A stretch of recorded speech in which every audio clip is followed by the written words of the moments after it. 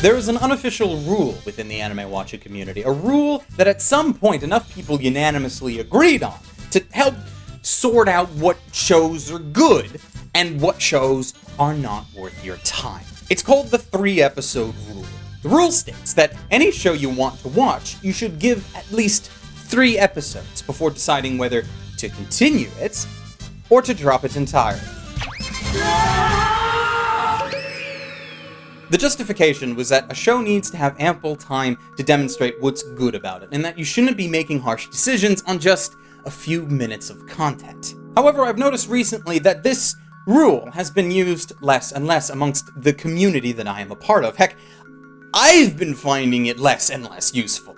So before we dive into what happened with it, let's take a look at why it might have begun in the first place. While there's no exact origin that I can point to, I think the 3-episode rule was a result of trying to balance 2 extreme views. On the one side, where you would try to decide within an episode or less if you like a show, and on the other, you'd just be waiting for it to get good over God knows how many episodes. In some cases, I rather like the 3-episode rule. It has helped me enjoy shows that otherwise I would have skipped entirely. Recently, for example, was Kemono Friends, which I will fully say had a horrible first episode, and I'm completely unsurprised that many people decided the show was not worth their time. But I stuck it out, and by the end of episode 3, it had recovered enough that I thought it was worth continuing, and ended up enjoying the hell out of the series as a whole. Now though, some people might tell you that they are so good at picking out awesome shows that they can do it with only an episode, with only a scene.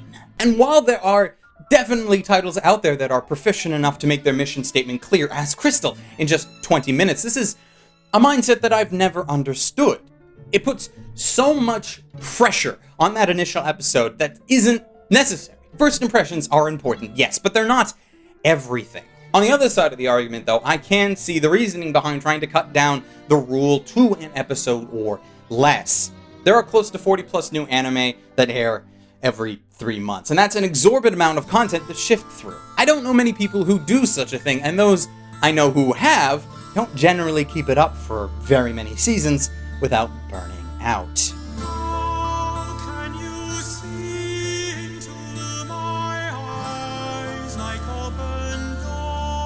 Bye-bye, YouTube channel.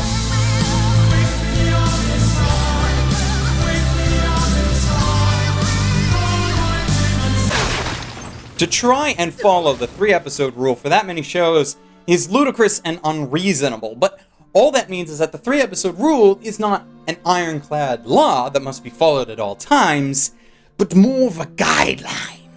The code is more what you'd call guidelines than actual rules. It's a useful barrier to help you give a chance to shows that otherwise would be left on the sidelines, but I can name plenty of times where the rule would not have helped you. This is the second extreme that the rule tries to cover, but usually fails, where a show kicks off after the 3-episode marker, or with shows that are extremely deceiving as to what they are actually about. Let's start with a classic example.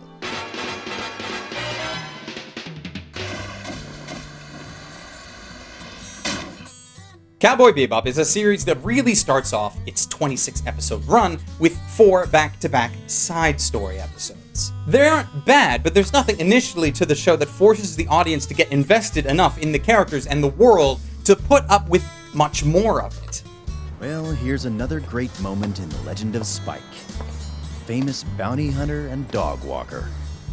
If you were to judge Bebop on its first 3 episodes alone, I dare say that you would walk away far more disappointed than someone who gave it more of a chance. Because the meat of what Bebop isn't introduced until about episode 5, the Ballad of Fallen Angels. This is the episode that kicks off the show's overarching plot, gives hints into the backstory of our main character Spike, while toning down the comedic banter almost entirely in favor of a much more serious crime drama that is so far and away different in tone than the episodes that preceded it. If Spike were here, you would never have done this. Now, Bebop is not a series that kept that tone up, and overall it ended with more of a middle ground between the lax antics that we initially see and that much more serious storyline later on. Another example that I regret having to bring up, but can't think of one better, is an example of a show that after 3 episodes you might think, hey, this is pretty interesting, and then continue watching it without fully realizing the shit show you were about to witness. We are, of course, talking about my most hated anime ever, School Days. Oh, this should be good. This anime This anime spent its entire first 3 episodes setting up what looked to be a stereotypical high school romance. It has a main character who is nerdy and awkward, a love interest who is beautiful and shy, and a best friend who seems to just want her classmate to be happy. But of course, this is School Days, and we all know that it turns into a far worse story than what is shown initially. I use School Days as an example because when I first watched it back in the day, I was living and breathing the 3-episode rule. I was just about to leave high school, I was watching anime as my primary means of entertainment, and I wanted to watch as much good anime as I could get my hands on.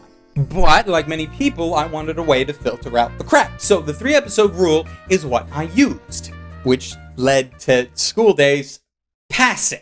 It even got to the point with School Days specifically that I finished episode 3 and initially messaged my friend that this was a show that he might be interested in because both he and I have similar tastes in romance anime.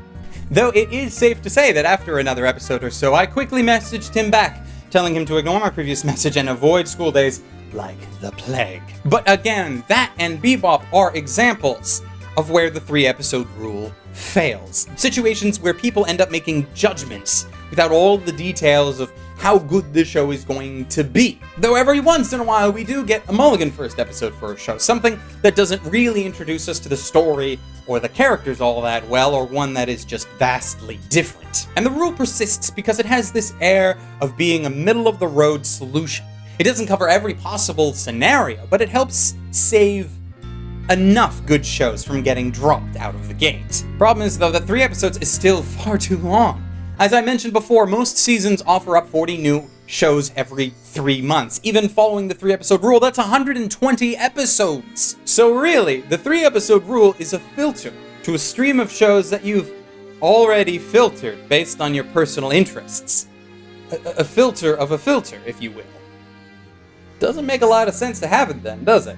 Bottom line, this quote-unquote rule is broken, and the risk that you run by following it could far outweigh its supposed benefits. In terms of what you'll end up dropping, you'll be left with a lot of unnecessary dead weight. On the other hand, while it will streamline the shows that you end up watching, that's only in terms of that initial engagement factor, rather than the overall quality of the anime.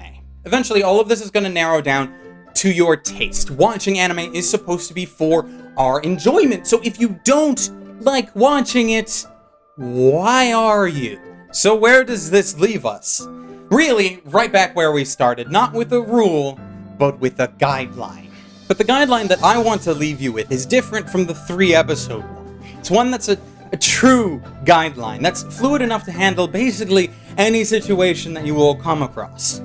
Just listen to opinions, both your own and the opinions of others. And if you personally don't enjoy a show anymore, whether that be after 5 episodes or 5 minutes, then yeah, just stop watching. Sure, there is a chance that you will drop a show that you would have found to have been amazing if you just stuck it out. But then again, dropping a show isn't really final, is it? Anime has attracted so many different kinds of people with equally diverse opinions. The whole purpose behind communities like this one is for people to be able to point out value that others might not be able to see. If a show really does get better later on, you'll probably hear about it, and then might be more willing to give it a chance. Still, it isn't fair for me or for anyone else to tell you that you have to force yourself to watch something that you don't enjoy just because we did. Any show that I have ever recommended, I know perfectly well will not be enjoyed by absolutely everyone. And that's fine. If you don't like watching it, don't. Of course, if you want to follow the rule, that is fine too, but you should be willing to accept disappointment. And sometimes, even that's important. No one's anime watching life is going to be completely rose-colored. The inevitable ups and downs are what define the limits and nuances of your taste. The genuine shock of disappointment or surprise is damn hard to replicate deliberately, and with or without the 3-episode rule, That is the kind of thing that's kept me watching anime to this day. Or, you could just wait until everyone else has torn through each new season and only watch the shows that people talk about. Thank you for taking the time to watch this video. I hope you enjoyed it. As always, I'd like to thank my patrons for supporting my videos, as without them, they would not be possible. More specifically, though, I would like to thank Calhoun Boy, Siri Yamako, Victor Ekmark, Joshua Garcia, Hedril Leon, Bing Theo, and Robert Chungzai for being especially awesome. And that's it for me. Until next time, stay frosty, everyone.